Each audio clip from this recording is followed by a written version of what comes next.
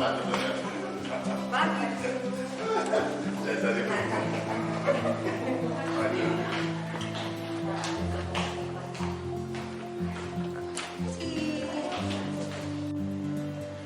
Selamat pagi dan selamat datang Bruder, Bapak Ibu Guru semua. Bagaimana kabarnya? Tentunya luar biasa. Mari kita pagikan bersamanya. Salam Merdeka Belajar. Yes, ya sekali lagi ya. Salam Merdeka Belajar. Yes. Wah, puji Tuhan, saya diberi kesempatan sekarang untuk mensosialisasikan modul 1.1 sampai dengan 1.4. Perkenalkan terlebih dahulu, nama saya Cecilia Rita Agus Sulawati, CDP Angkatan 4 Surakarta. Wah, tentunya ini sebuah kebanggaan bagi saya sendiri bisa men-sharingkan apa yang saya sudah dapat di pendidikan kurang lebih 1,5 bulan ini. Berbicara tentang modul 1.1, yang pertama adalah tentunya siapa yang tidak kenal Ki Hajar Dewantoro, ya, sosok yang sangat inspiratif. Dalam dunia pendidikan, beliau ini ada banyak yang beliau inspirasikan buat kita semua. Antara lain, pendidikan adalah menuntut segala kekuatan, kodrat yang ada pada anak-anak agar mereka dapat mencapai keselamatan dan kebahagiaan yang setinggi-tingginya, baik sebagai manusia maupun sebagai anggota masyarakat. Kemudian Ki Hajar Dewantoro sendiri juga berpikir bahwa segala sesuatu, baik pendidikan itu, alangkah lebih baiknya jika berpusat pada anak. Nah, karena kita tuh seringkali jika pendidikan itu selalu teacher center. Nah, ini yang ingin dirubah dalam pendidikan ini, bahwa pendidikan ini pusatnya sekarang pada anak, di mana anak diberi ruang untuk mengeksplorasi potensi diri dan berekspresi secara kreatif. Kemudian siapa yang tidak tahu tentang makna pendidikan yang sudah saya dapat ketika SD, yaitu tentang semboyan Engarso Sungtulodo, Madyo Mangunkarso, dan Tutpuri Handayani. Di sini Ki Hajar Dewantoro mengajarkan pada kita semua bahwa kita sebagai guru harus menjadi teladan di bagian depan.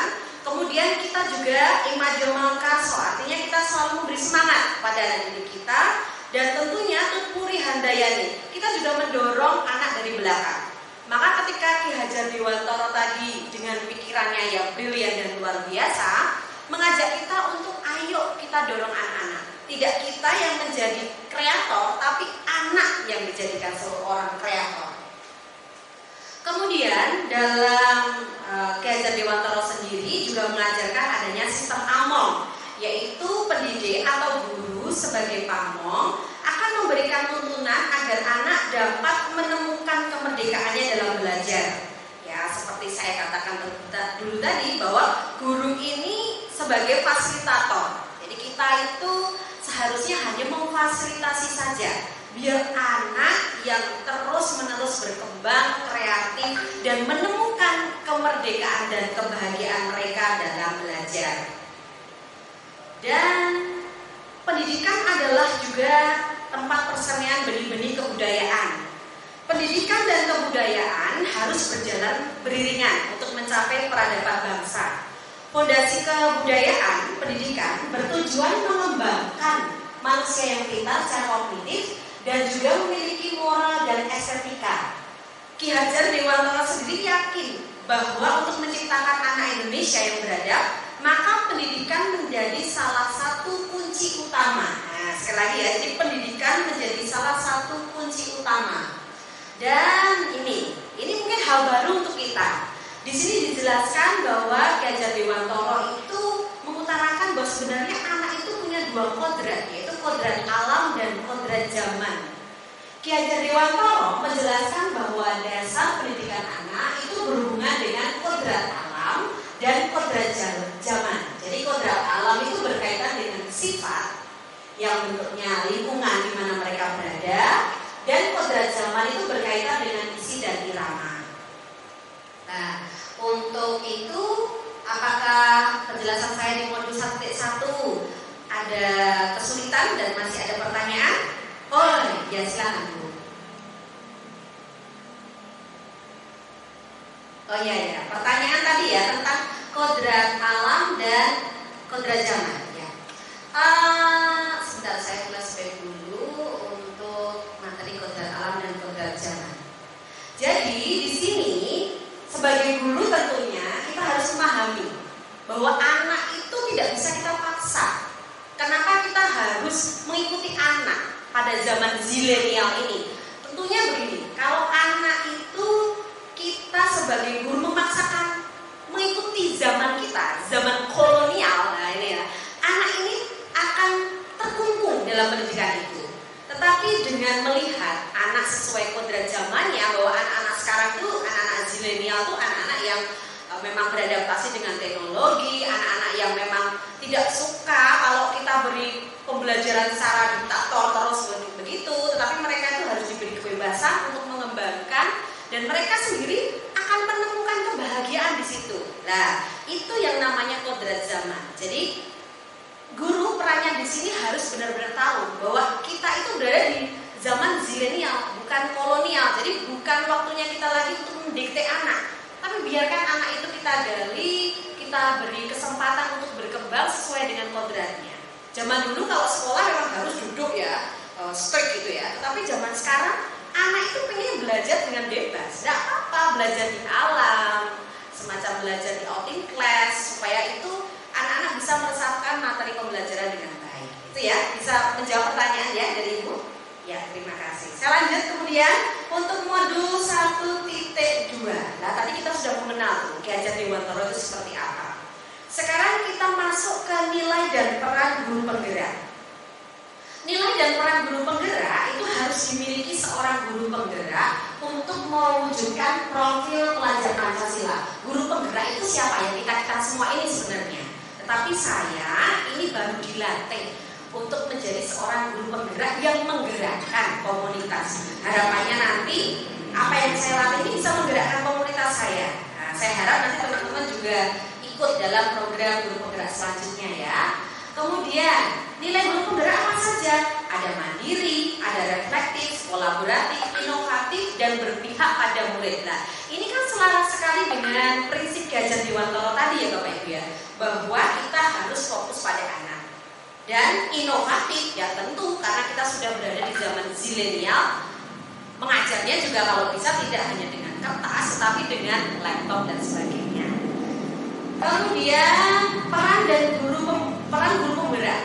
Peran guru penggerak itu ada banyak gitu. Yang satu menjadi pemimpin pembelajaran, kemudian kedua menggerakkan komunitas praktisi, kemudian menjadi coach bagi guru lain, kemudian mendorong kolaborasi antar guru dan mewujudkan kepemimpinan murid. Nah, ini bisa dalam hal misalnya kita memberi kesempatan anak untuk tampil di depan seperti itu. Kemudian apa sih pertanyaan Bapak Ibu tadi profil pelajar Pancasila? Nah ini loh, idaman guru penggerak itu nantinya akan terwujud profil pelajar Pancasila. Profil pelajar Pancasila itu apa? Di sini bisa terlihat ya. Pelajar Pancasila itu adalah pelajar yang beriman dan bertakwa kepada Tuhan Yang Maha Esa. Kemudian pelajar yang mandiri, pelajar yang benar kritis, pelajar yang kreatif, pelajar yang bergotong royong, yang tentunya yang terakhir adalah berkebinekaan global. Jadi harapan kita. Jadi lewat program ini nanti akan terwujud banyak pelajar-pelajar yang sebagai pelajar yang punya jiwa Pancasila. Selanjutnya, visi guru penggerak adalah dengan nilai dan peran guru penggerak diharapkan mampu mengembangkan visi yang lebih jelas mengenai murid ya, yang memiliki profil pelajar Pancasila.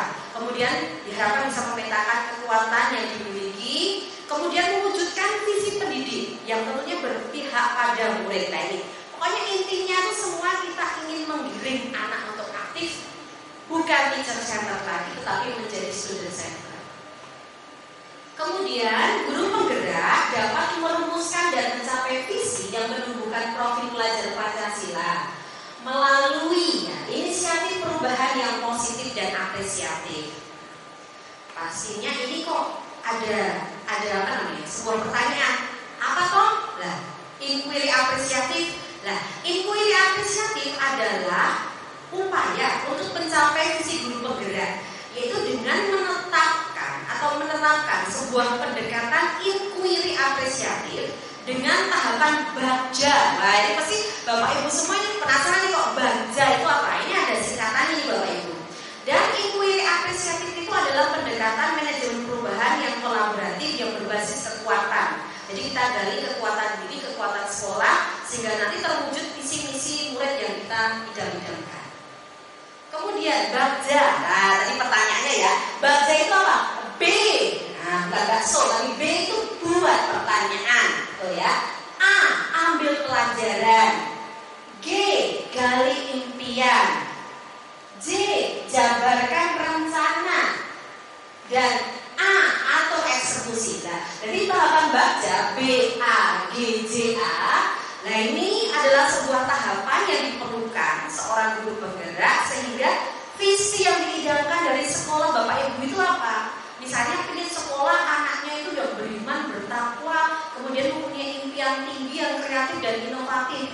Kita buat pertanyaan, apa sih yang anak itu lemahnya di mana?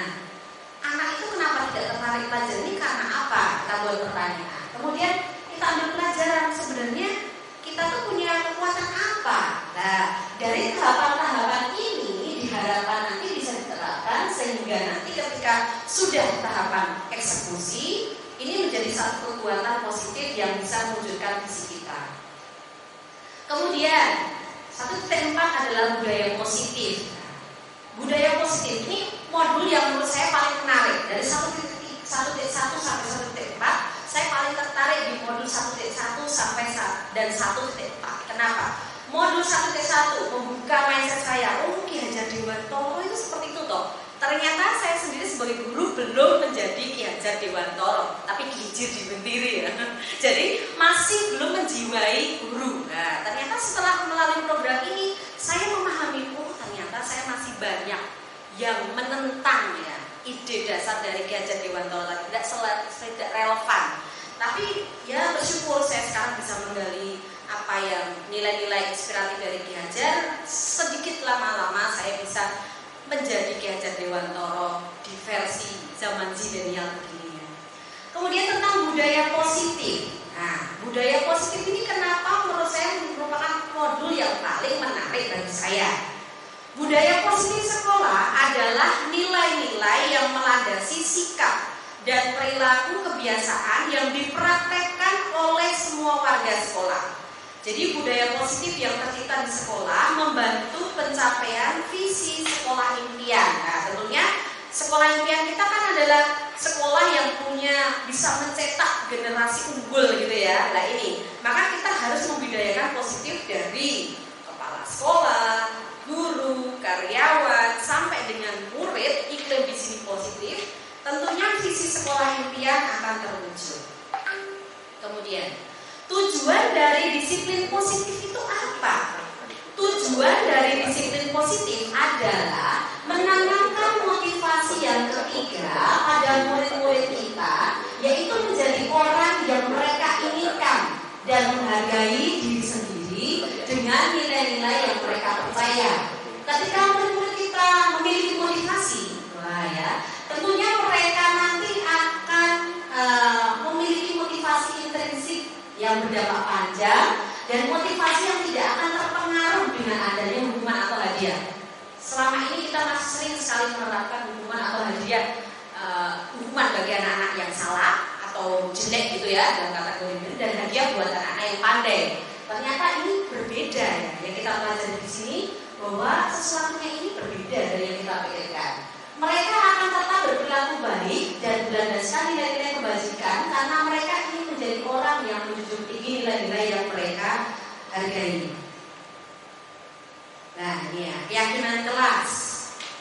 Keyakinan kelas, setiap tindakan atau perilaku yang kita lakukan di dalam kelas dapat menentukan terciptanya sebuah lingkungan positif. Jadi lingkungan positif tadi diawali dengan keyakinan kelas.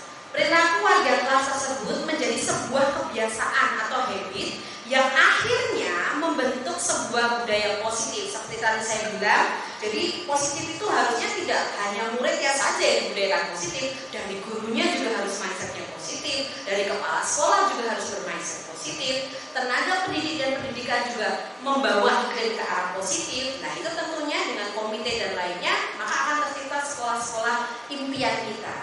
Untuk membentuk budaya positif, pertama-tama perlu diciptakan atau disepakati keyakinan-keyakinan atau prinsip-prinsip dasar bersama di antara para warga kelas. Nah, kenapa? Karena sebenarnya kebutuhan dasar manusia itu ada 5. Dilihat di tabel ini ya. Kebutuhan akan kesenangan, happy ya. Kemudian kebutuhan akan penguasaan. Nah, di sini tuh kalau ada anak sok jagoan gitu, dia butuh penguasaan. Kebutuhan akan cinta dan kasih sayang, saya rasa semua butuh cinta dan kasih sayang. Kemudian kebutuhan akan kebebasan. Nah, kalau dilihat di sini kebebasan maksudnya apa? Kebebasan yang tanpa batas? Oh tidak, kebebasan tentunya yang tetap dalam batas koridor pengawasan guru. Tetapi begini, salah satu contohnya ya, ketika kita memberi anak untuk membuat jurnal, misalnya jurnal pembelajaran tertulis, anak itu akan terbatasi. Wah, aku senang nulis, kok bukan tulis ya. Anak itu membutuhkan sebuah media yang beda. Saya nggak suka nulis, saya sukanya ngomong, saya sukanya acting. Nah, disinilah kesempatan kita untuk memberi kebebasan anak. Biarkan anak itu membuat jurnal versi apa, versi newscaster, mau versi menggambar, mau versi komik, mau versi menulis, mau versi mereka ngomong doang podcast atau versi apapun. Disinilah peran guru untuk memberi kebebasan anak. Dan juga yang terakhir adalah kebutuhan akan bertahan hidup. Nah ini yang terpenting tentunya ya. Marilah kita. Dan selanjutnya, berikut ini adalah suatu model disiplin yang berpusat pada murid yang dikembangkan oleh Gianni Gosen dengan pendekatan restitusi yang disebut 5 posisi kontrol guru. Ya, jadi guru ini ternyata punya 5 posisi. Yang pertama, penghukum. Yang kedua, pembuat orang merasa bersalah. Ketiga, monitor atau pemantau. Kemudian guru sebagai teman. Dan yang terakhir, guru sebagai manajer. Nah, posisi kita tuh di mana? Mana yang ingin Bapak Ibu itu ciptakan? Kalau saya sendiri, memang saya bukan tipe penghukum, karena saya termasuk guru yang suka memberi ke anak itu tidak dengan hukuman. Saya selalu memposisikan saya sebagai monitor dan teman. Nah, kalau ini posisi saya ya, walaupun memang utamanya saya sebagai manajer. Saya jelaskan dulu, penghukum. Penghukum maksudnya apa? Seorang penghukum bisa menggunakan hukuman fisik maupun verbal. Jadi orang-orang yang menjalankan posisi menghukum senantiasa mengatakan bahwa sekolah itu memerlukan sistem atau alat yang dapat lebih menekankan murid lebih dalam lagi. Nah ini ya posisi menghukum. Saya rasa kalau untuk posisi menghukum ini baik untuk mendisiplinkan. Tetapi sekarang itu sudah zaman zilenial. Menghukum anak dengan angkat kaki itu sudah tidak zamannya lagi. Lebih baik kita buat kesepakatan sehingga anak sadar diri itu akan melahirkan motivasi yang lebih dalam anak untuk berubah. Nah, seperti itu ya Bapak Ibu ya. Kemudian membuat orang merasa bersalah. Di sini guru juga mempunyai posisi sebagai membuat orang merasa bersalah.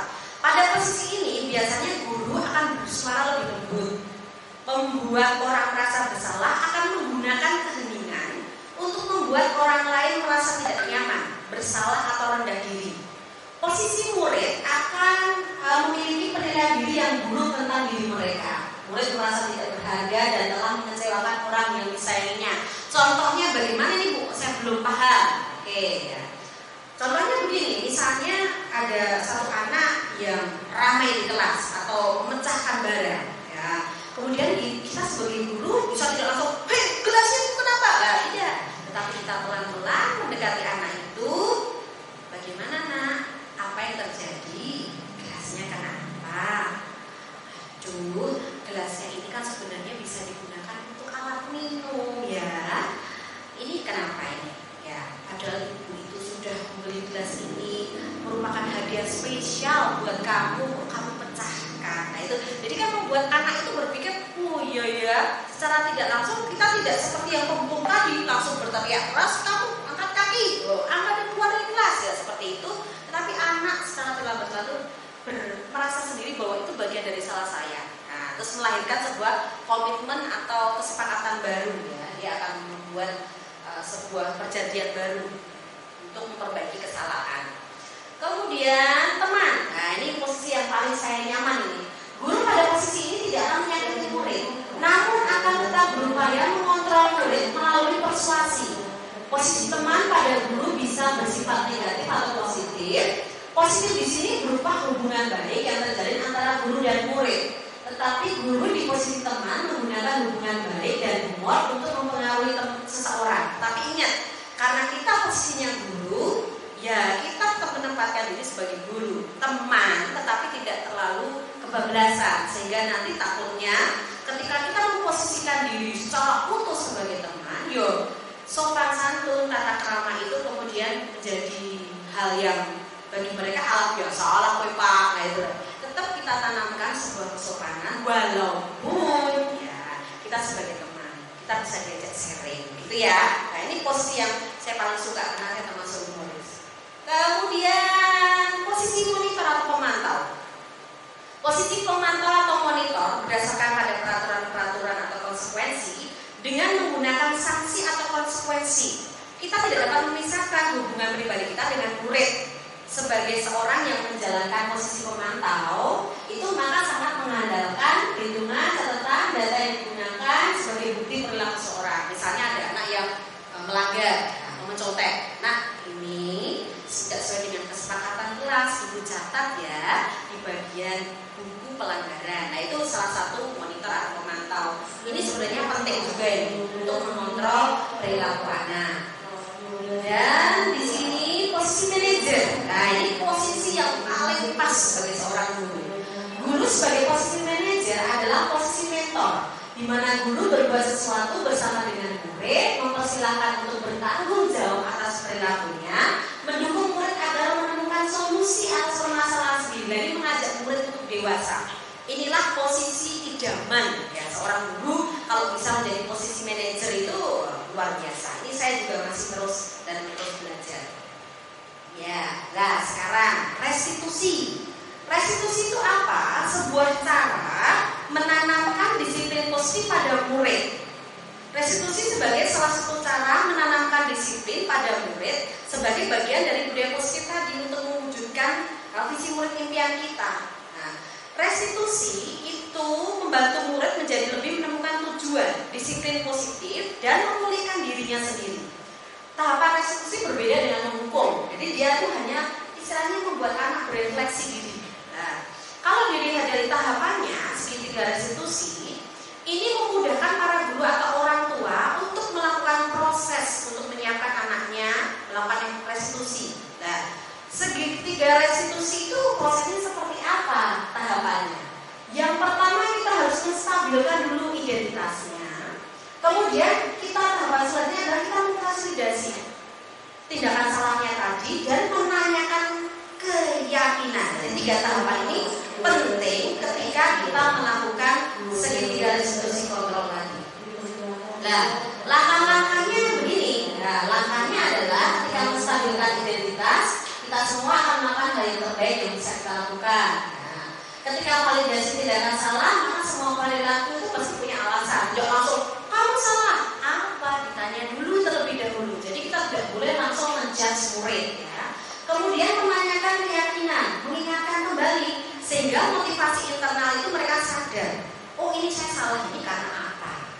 Ya, nih contoh segitiga restitusi ya. Jadi tahapannya adalah menstabilkan identitas, memfasilitasi tindakan salah, kemudian yang terakhir adalah menanyakan keyakinan. Ini contoh segitiga restitusi ini kalau bisa diterapkan sekolah Bapak Ibu menjadi luar biasa ini Bapak Ibu ya.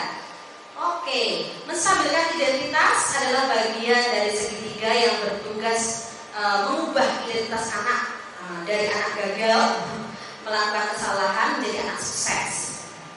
Kemudian di sini validasi tindakan salah itu kita harus ngecek, jangan langsung menyalahkan. Salahnya karena apa? Kita diperlukan sebuah mengorek data dari anak itu. Ya. Dan yang terakhir adalah menanyakan keyakinan.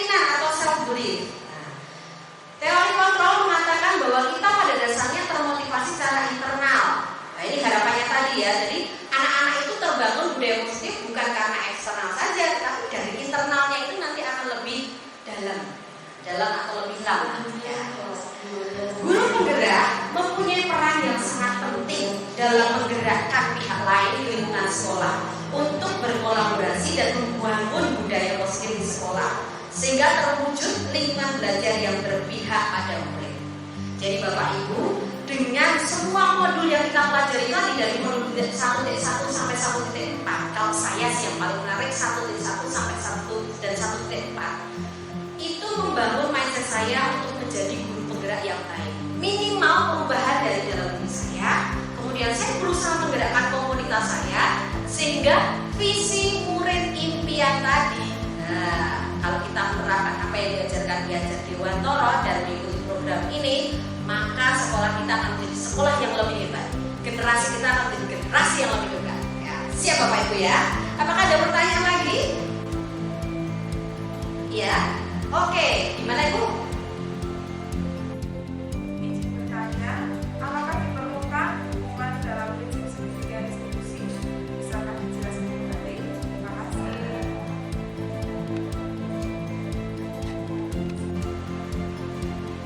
Oh iya, betul. Kalau dari segitiga restitusi, ya betul ya. Segitiga restitusi itu tidak diperlukan kita untuk istilahnya memberi hukuman. Hukumannya itu sebenarnya anak sendiri yang harus sadar. Jadi kita hanya memvalidasi dan anak sendiri yang mengungkapkan, jadi mengetahui dari motivasi internal mereka sendiri bahwa ini salah. Apa yang harus saya ubah seperti itu? Sudah paham ya? Oh, ya, terima kasih Bapak Ibu. Saya rasa itu yang saya akan ceritakan. Terima kasih untuk sharing saya. Semoga ini bermanfaat. Harapan saya Bapak Ibu semua bisa menjadi guru bergerak dan tentunya